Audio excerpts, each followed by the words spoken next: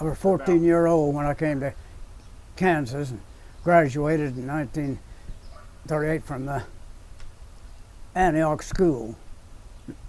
1939, I guess, when I graduated from the 8th grade. And my dad had the Callahan Coal Company there after the big shovel moved out.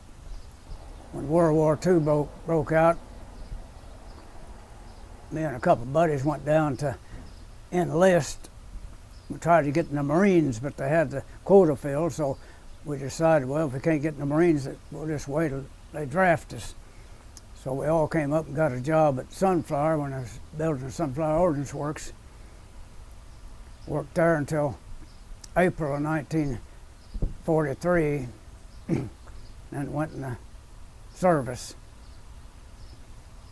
And they put us in the Navy after they drafted us and sent us to Farragut, Idaho, boot camp. And I was transferred out of boot camp to Bremerton, Washington, and we sailed on the North Pacific and went to San Diego and went out to gunnery school there. From there we were shipped out to the Battle of the Marshall Islands, and Weehawken and Kwajalein, Majuro. They were all islands of the Marshalls. And we came back to the San Francisco after that for rest and recreation at Treasure Island. And after we got our orders from there, then they shipped us the Admiralty Islands under Admiral Spruance to make up the task group that made the invasion in Leyte Gulf. We had to go in there on the 17th of October, 3 days ahead of the invasion, to clear out the mines. And we had a lot of sub-gear. We would destroy minefields, and the largest gun was a 3-inch 50, which was mounted forward, and the hedgehogs would shoot out, and we had depth charges along, primarily mostly on the port side and some on the starboard.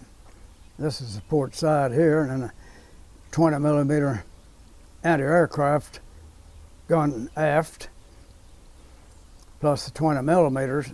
I was on the starboard side with the 20 millimeter machine gun. And we'd enter the harbors and areas to clean out all the minefields so the landing forces could get in without getting blown up.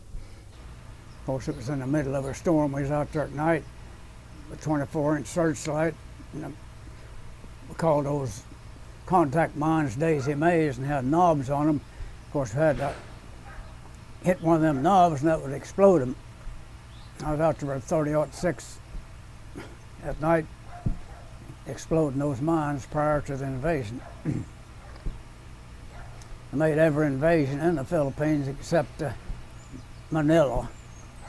I've got pictures here of the Battle of Old Mark Bay when 75 of the Jap planes attacked the convoy. That's flak up there. You can see some of the planes here.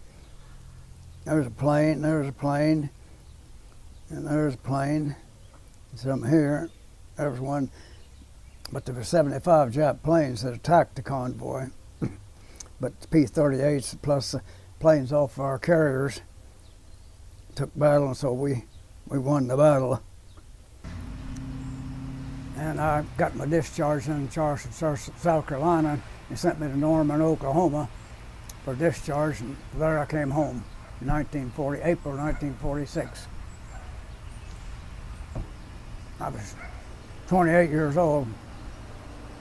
I came back, worked in Kansas City, and then had 4 full years of education coming, so I started a chiropractic college and graduated from that in 1956. Of course, I was working as an iron worker during the day and going to college 5 hours a night.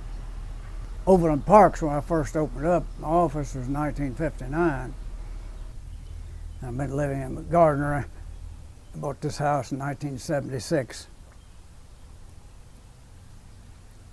So I saw a future growth. I thought it'd be a good place here. And when the wife retired, well, we didn't have to, I just shared the living room And this 4-bedroom house, so 2 rooms downstairs. I made my office and out of one, and an adjusting room in the other, and 2 bedrooms upstairs. So we took the old house and remodeled it.